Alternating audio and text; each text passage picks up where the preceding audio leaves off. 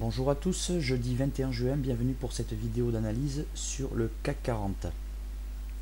Alors nous sommes sur le CAC 40 ici en journalier et il se passe pas mal de choses, notamment d'un point de vue graphique. Alors nous sommes ici sur une résistance oblique, d'accord, qui a été attaquée à plusieurs reprises, hein.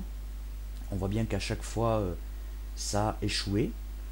Ici, détail important, eh bien, la lagging span et la Kinjun sont en contact.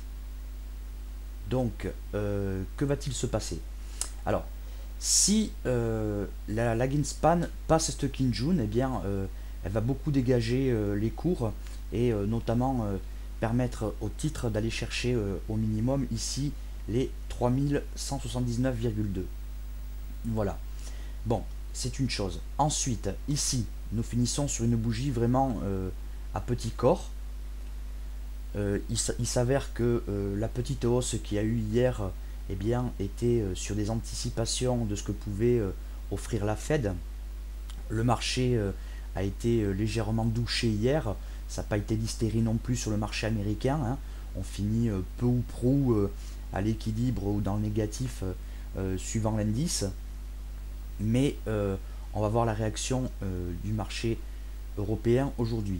Alors, du point de vue des indicateurs techniques, le RSI a validé une divergence ici par la cassure de la zone de neutralité, mais c'est à prendre avec beaucoup de précaution puisque, je répète, on est sur une résistance et la bougie ici indique qu'il n'y avait pas beaucoup de peps hier.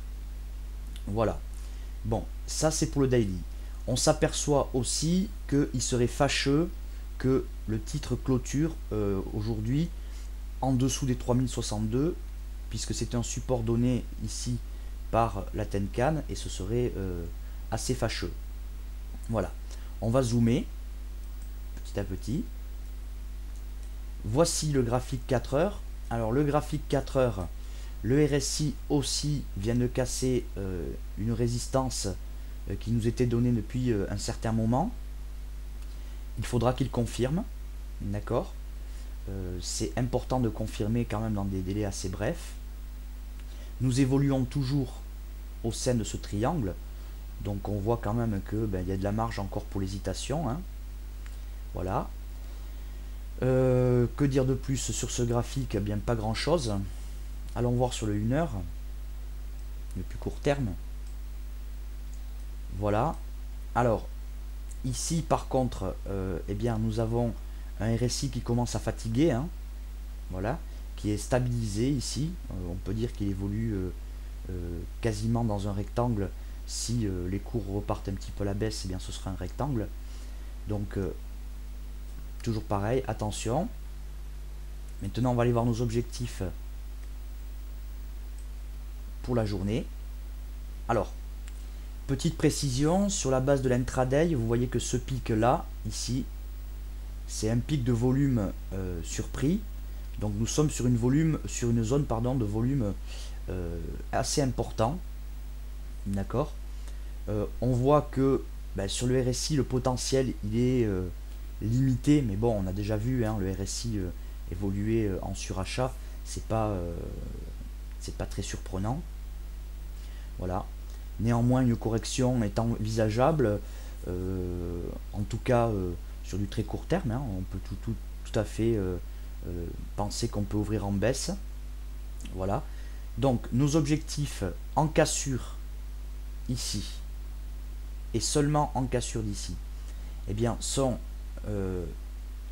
les 3157 et les 3176 et 178 qui correspondent aux 38,20 de Fibonacci de retracement de la dernière baisse sur le journalier.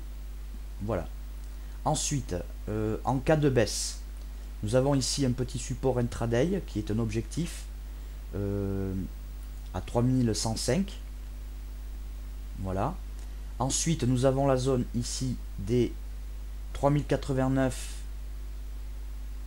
3084, d'accord, qui est devenu un support journalier sur une base intraday. Puis les 3067 et pourquoi pas éventuellement les 3052. Voilà, donc au niveau des annonces, eh bien cet après-midi,